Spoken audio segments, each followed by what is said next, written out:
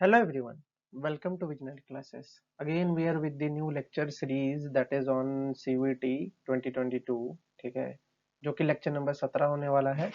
तो इस लेक्चर में अगेन हम पढ़ने वाले हैं हमारे जो कुछ क्वेश्चंस आए थे जो कि 2022 के पेपर में आए थे, ठीक है। और 23 का एग्जाम क्योंकि अब जून में होने ही वाला है, तो आई होप कि आप सब अच्छे से प्रिपरेशन कर रहे होंगे। और जिन बच्चों ने अभी तक प्रिपरेशन शुरू नहीं किया है वो हमारे रेगुलर क्लासेस ज्वाइन कर सकते हैं। साथ ही साथ आप सीवीटी के सारे वीडियोस देख सकते हैं जो कि एग्जामिनेशन पॉइंट ऑफ व्यू से इम्पोर्टेंट है आपके लिए, जो कि PYQs हम प्रेजेंट कर रहे हैं, ठीक है। So let us begin this new lecture and start this question series. So the first question you can see here is giving us. So in the first question you can see it is given that there are two statements. पहला statement क्या बोल रहा है कि in the process of respiration organic compounds undergo degradation catabolism in the presence of molecular oxygen or in the absence of oxygen. The process releases energy. Correct? ठीक है। तो जैसे कि हम बात करते हैं सेलुलर रेस्पिरेशन की, तो होता क्या है कि generally defined as the process by which chemical energy is released during the oxidation of the organic molecules, ठीक है। तो कभी कभी क्या होता है कि आप ऑक्सीजन के प्रेजेंस में ऑर्गेनिक मॉलिक्यूल्स का डिग्रेडेशन करते हो, जैसे कि प्रोटीन हुआ, पॉलीसैकेराइड हुआ, फैट्स हुआ, इनको सिंपलर कंपाउंड्स में तोड़ा गया है, अमीनो एसिड्स, मोनोसैकेराइड्स और फैटी एसिड्स पे। देन कम्स एसिटाइल को में तोड़ के फिर इसको सिट्रिक एसिड साइकिल में कन्वर्ट कर दो या नैड में कन्वर्ट कर दो या एटीपी में कन्वर्ट कर दो, ये प्रोसेस चल रहा है, ठीक है। फिर क्या होता है कि aerobic respiration produces 18 times more energy compare to anaerobic respiration, ये भी एक पॉइंटर है, ठीक है। एरोबिक रेस्पिरेशन जो होता है वो ज्यादा एनर्जी पैदा करता है as compare to anaerobic respiration. तो एरोबिक रेस्पिरेशन की बात करें तो उसमें जनरेट कितना होता है, 38 एटीपी होता है, वाइल एनएरोबिक रेस्पिरेशन क्या जनरेट करता है, 2 एटीपी जनरेट करता है यूजिंग 1 ग्लूकोज मॉलिक्यूल, ठीक है। Anaerobic respiration thus produces less energy than aerobic respiration. Aerobic respiration से एनारोबिक रेस्पिरेशन जो होता है कम एनर्जी प्रोड्यूस करता है, ठीक है। लेकिन यहाँ पे स्टेटमेंट 2 में क्या दिया, similar amount of energy is produced both by aerobic and anaerobic respiration, जो कि एक गलत स्टेटमेंट है। ये तो करेक्ट स्टेटमेंट है, करेक्ट। तो स्टेटमेंट 1 यहाँ पे जो है वो करेक्ट है, जबकि स्टेटमेंट 2 जो है वो फॉल्स है, करेक्ट। तो ये जो अपना स्टेटमेंट था ये काफी इजी था, ज्यादा बड़ा कुछ नहीं था, ठीक है। You know this things, again and again I am telling this things, this are very basic questions that is coming in the CVT environmental science paper, correct. चलो आगे चलते हैं, तो आगे देखते हैं। तो नेक्स्ट क्वेश्चन में क्या बोल रहा है कि again given below two statement दे रखा है, इसमें बोलता है कि ecological natality or fertility rate refers to the number of offspring produced under a prevailing set of environmental conditions. दूसरा स्टेटमेंट क्या बोलता है कि एब्सोल्यूट नैटिलिटी और fecundity rate is the number of offspring produced under the ideal environmental conditions, ठीक है। तो इसमें देखते हैं कि जो पॉपुलेशन इकोलॉजी का टर्म है उसमें क्या दिया रखा है, ठीक है। नैटिलिटी जो होता है defined as the ratio of the number of births to the size of the population. Natality is also known as birth rate, जो कि यहाँ पे दिख रहा है। नंबर ऑफ ऑफस्प्रिंग्स सेम चीज है। It shows positive effect on the population density because it results the additional number of individual to a population. सही बात है, additional number of population produce करता है। तो स्टेटमेंट 1 तो डेफिनेटली करेक्ट होगा, स्टेटमेंट 1 तो करेक्ट होगा ही होगा, ठीक है। दूसरा बोलता है absolute natality, the number of births under a ideal condition with no competition abundance of resources such as food and water resources। यहाँ पे क्या है, नो कंपटीशन, नो कंपटीशन की बात करता है, ठीक है। तो आइडियल इन्वायरमेंटल कंडीशंस का मीनिंग वही होता है, तो वो ही एब्सोल्यूट नैटिलिटी होता है। तो स्टेटमेंट 2 भी करेक्ट है, ठीक है। तो ये क्वेश्चन का आंसर भी काफी इजी था, इसमें ज्यादा कुछ सोचने की जरूरत नहीं है, आपको वर्ड्स के बस टर्म्स के मीनिंग अगर पता हो तो काफी हद तक आप क्वेश्चंस को बना पाओगे। These are very very important question that comes in the ecology portion of our topic, so please try to remember these questions back and back and back करके इसको रिवाइज आउट करते रहो, अदरवाइज फंस जाओगे exam में, क्योंकि अगर words नहीं पता होंगे, उनके मीनिंग नहीं पता होंगे तो आप लैकुना करोगे, ठीक है। चलो आगे चलते हैं, तो आगे अगर देखते हैं हम नेक्स्ट क्वेश्चन में क्या बोलता है। Again given below two statement दे रखा है, तो बात करते हैं in sewage treatment plant secondary treatment primarily aims to removing the phosphates nitrates from the sewage waste, ये उसने बोला, ठीक है। जबकि हम बात करते हैं जो सेकेंडरी वेस्ट ट्रीटमेंट होता है is a biological treatment process design to reduce the amount of organic materials in the waste water before it discharge to the disposal field for final treatment and dispersal in the soil. ठीक है, ये amount of organic matter को remove करता है waste water से, जबकि secondary treatment produces क्या good quality of septic tank से अगर एफ्लुएंट की क्वालिटी इंक्रीज करता है। ठीक है, क्योंकि ये ऑर्गेनिक मटेरियल को रिमूव करता है। तो फॉस्फेट और नाइट्रेट्स जो हैं वो अभी ऑर्गेनिक मॉलिक्यूल्स में कंसिडर नहीं किए जाएंगे।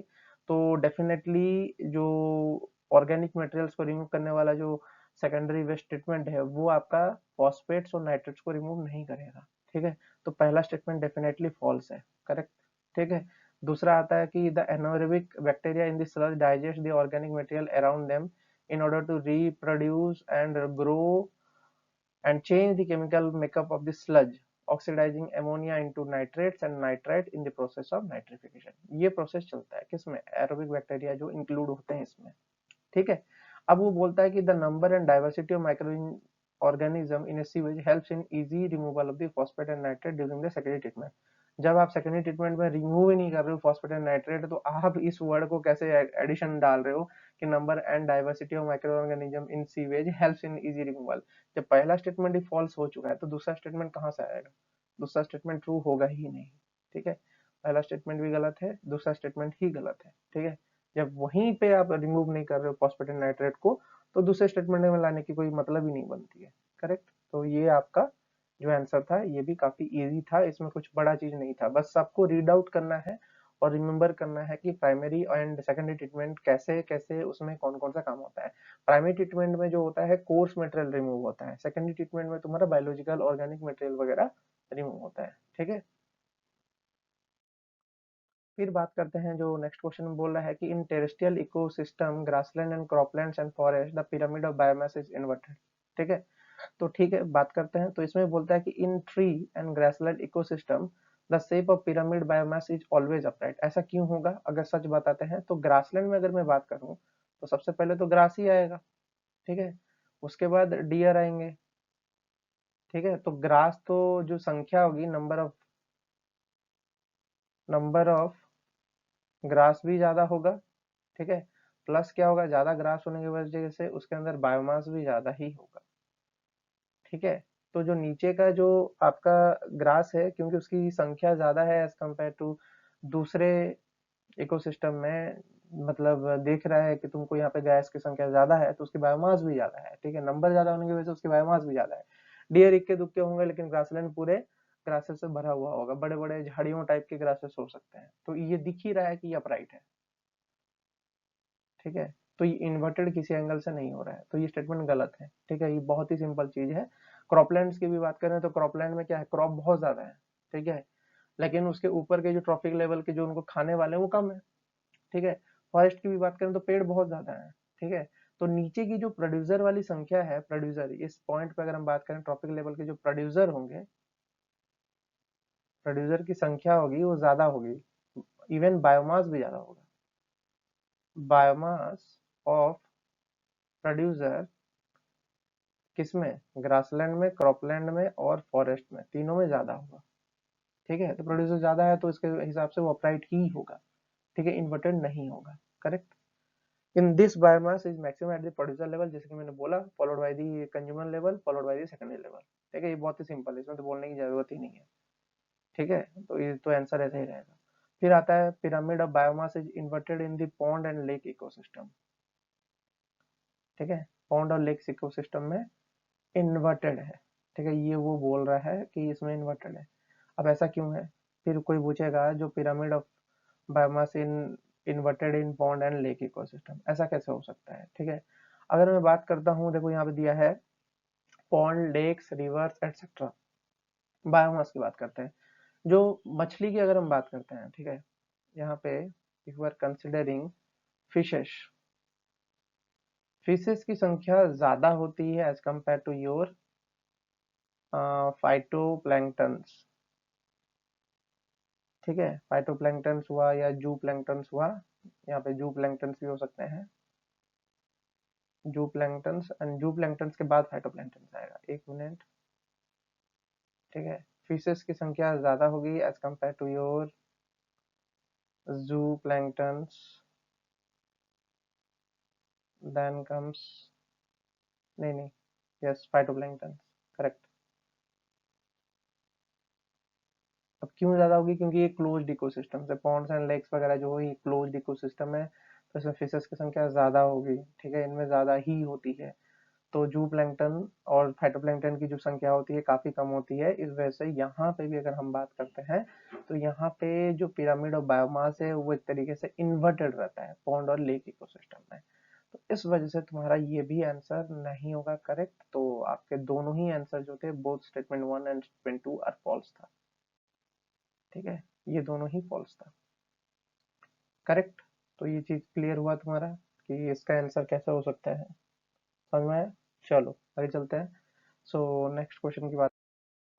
सो ये जो क्वेश्चन था ये भी काफी इजी क्वेश्चन है। अगर हम बात करते हैं, यहाँ पे बोला है the phenomena of having increased species diversity and density in ecotonal region is called as edge effect, ठीक है, यहाँ पे इसने एज इफेक्ट बोला है इसको।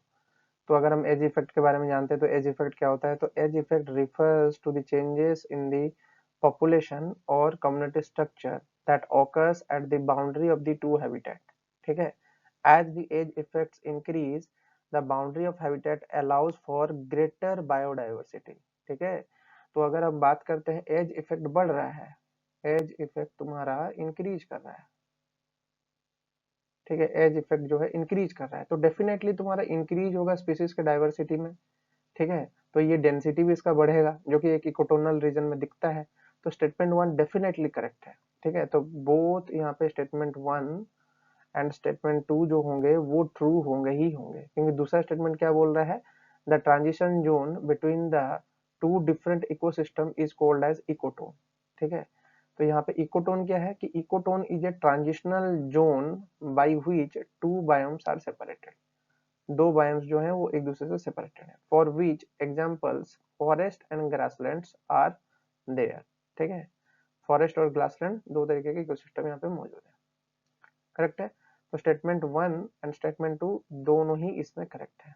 आई होप कि ये जो लेक्चर था इसमें आपको और अच्छे से समझ में आया होगा। अगर कोई भी डाउट्स है you can ask me and the comment box, and ज्यादा से ज्यादा पढ़ो, अभी ज्यादा से ज्यादा क्वेश्चंस को प्रैक्टिस करो प्रीवियस ईयर के, जिससे कि आपका ये जो दिमाग है उसमें और अच्छे से ये फीडबैक बैठे कि हाँ इसको इतना अच्छे से करने से तुम्हारा जो एग्जाम होगा वो अच्छा जाएगा, ठीक है। सब selected topics are very important, ठीक है। इकोलॉजी के जो टॉपिक्स हैं ये काफी हद तक इकोलॉजी ओरिएंटेड काम थे, ठीक है, जो ये क्वेश्चन आए थे, तो इन पे ज्यादा ध्यान दो। इकोलॉजी के जितने भी टॉपिक्स हैं उनको ज्यादा से ज्यादा पढ़ो और ज्यादा से ज्यादा उसको रिवाइज करो। जिन बच्चों ने अभी तक हमारे रेगुलर क्लासेस ज्वाइन नहीं किया, अगर वो ज्वाइन करना चाहते हैं तो वो ज्वाइन कर सकते हैं, क्योंकि अब जो समय है काफी तेजी से निकल रहा है और जून 10 से पहले एग्जाम आपके होने के चांसेस हैं, ठीक है। All the best, have a nice day.